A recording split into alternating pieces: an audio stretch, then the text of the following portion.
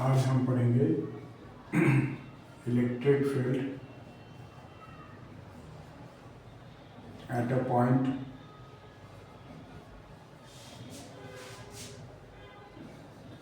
on equatorial position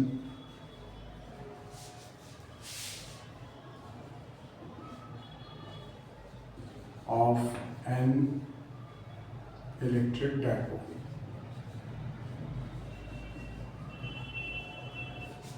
Electric field at a point on equatorial position of an electric dipole.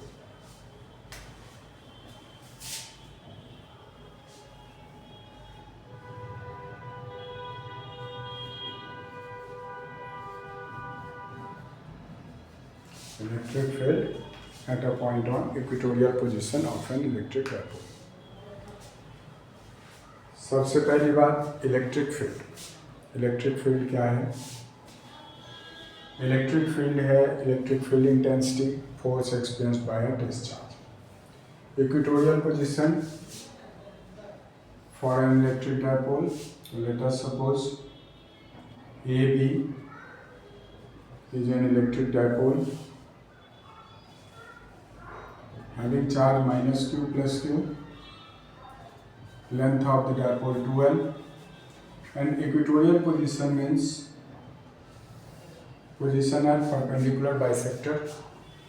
Suppose करो r distance पे ये point है m, इस m point पे हमें electric field intensity निकालनी है।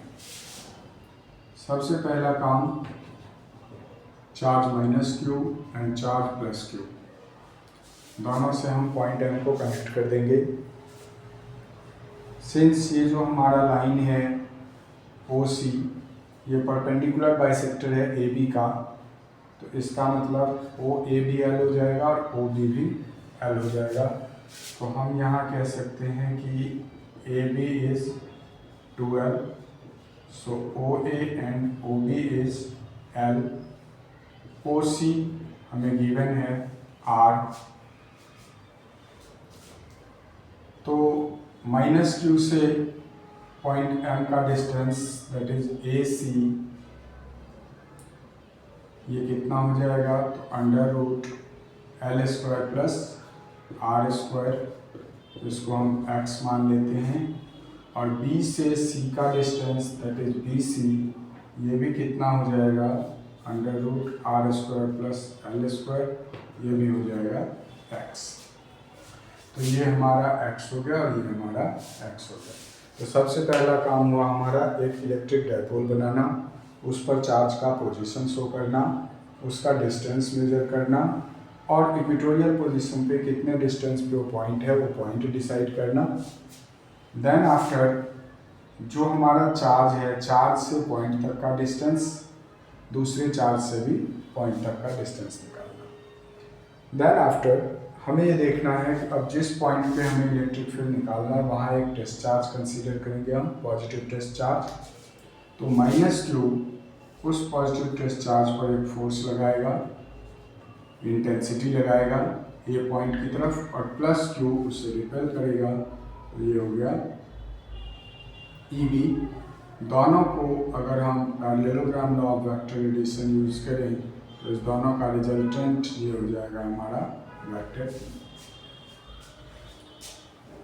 अगर हम बात करें कि EA कितना होगा, तो EA होगा KQ अपॉन x स्क्वायर, और EB कितना होगा, तो EB भी होगा charge on B upon B से C का distance that is x square. अगर हम कहते हैं कि ये एंगल थीटा है और ये एंगल थीटा है, तो ऑफ कोर्स ये एंगल कितना हो जाएगा? 180 माइनस 2 थीटा, और इस दोनों वेक्टर के बीच एंगल कितना हो जाएगा? 2 थीटा। तो EA एंड EB का जो मैग्नीट्यूड है वो हम देख रहे हैं कि सेम है, KQ ओवर x स्क्वायर, इसको हम मान लेते हैं E डैश। तो नेट फील्ड जो होगा हमारा C पे वो कितना होगा? Vector EA plus vector EB, ठीक है। वेक्टोरियली ऐड करेंगे, फील्ड एक वेक्टर क्वांटिटी है। तो EC का मैग्नीट्यूड कितना होगा?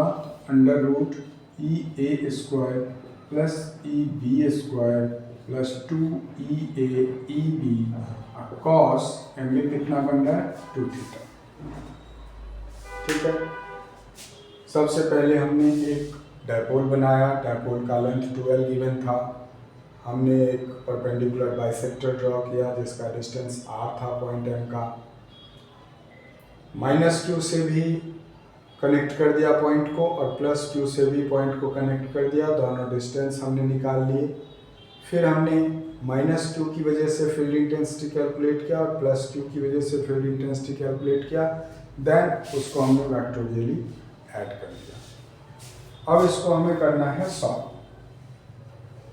अब इसको जब हम सॉल्व करेंगे तो देखो, इसको सॉल्व करेंगे हम, कितना आएगा, EC इक्वल टू आ जाएगा अंडर रूट, क्योंकि EAN EB दोनों बराबर है तो ये हमने E डैश माना है, तो E dash square plus E dash square plus 2 E dash into E dash cos 2 theta. अब यहाँ पर अगर हम E डैश स्क्वायर कॉमन निकाल लेते हैं तो ये 1 + 1 + 2 cos 2 थीटा हो जाएगा। ये हो जाएगा under root E dash square और ये हो जाएगा 2 + 2 cos 2 थीटा। इसको सॉल्व करेंगे हम, ये आ जाएगा E dash square 2 common 1 + cos 2 theta, और इसको जब सॉल्व करेंगे तो ये आ जाएगा E dash square into 2 into 1 + cos 2 theta का मतलब हो गया 2 cos स्क्वायर थीटा। ये हो जाएगा under root E dash square into 4 cos square theta. Root से बाहर लाएंगे तो हो जाएगा E dash into 2 cos theta. ठीक है, अब अगर हम सबका वैल्यू यहाँ पे पुट कर देते हैं, सबका वैल्यू अगर हम यहाँ पुट करते हैं तो E डैश की जगह क्या वैल्यू आएगा, नेट जो हमारा E आएगा वो कितना आएगा, E डैश का वैल्यू, तो E डैश का वैल्यू आ गया KQ/x² और इनटू है 2 cos थीटा का वैल्यू, ये थीटा है तो ये बेस होगा, ये हाइपोटेन्यूज होगा, तो cos थीटा हो जाएगा L/x, दैट इज हो गया 2QL K/x³ और 2QL ये हम डायपोल मोमेंट भी लिख सकते हैं, तो हमारा इंटेंसिटी आ जाएगा Kp/x³। ठीक है, अब x का वैल्यू कितना है, x का वैल्यू है under root r² plus L²। यहाँ अगर हम पुट कर देते हैं तो E कितना आ जाएगा, Kp/रूट का मतलब पावर हाफ, तो ये कितना हो जाएगा r² प्लस L² का पावर हाफ और यहाँ पे है क्यूब, तो ये हो जाएगा पावर 3/2। तो ये हो जाएगा हमारा net intensity, electric field intensity at equatorial position. अब इसमें एक चीज़ है कि अगर हमसे कहा गया कि शॉर्ट डायपोल है या फिर आइडियल डायपोल है, तो उस केस में हम क्या करेंगे कि L is very less than R। तो L जो प्लस माइनस के टर्म में है उसको हम यहाँ पर नेग्लेक्ट कर देंगे, तो E इक्वल टू अब कितना आ जाएगा, Kp/r² का पावर 3/2, दैट इज ये आ जाएगा r³। ये हो जाएगा कब, जब हमसे कहा जाएगा या तो शॉर्ट डायपोल या फिर आइडियल डायपोल। उस केस में इंटेंसिटी एट इक्वेटोरियल पोजीशन कितना हो जाएगा, Kp/r³। अब यहाँ एक चीज़ ध्यान देना है कि ये हुआ इंटेंसिटी का मैग्नीट्यूड। अब रही बात इंटेंसिटी के डायरेक्शन की, तो हम देख रहे हैं कि अगर हमने कहा कि -q ये है और +q ये है, तो डायपोल मोमेंट का डायरेक्शन -q से +q की तरफ होगा।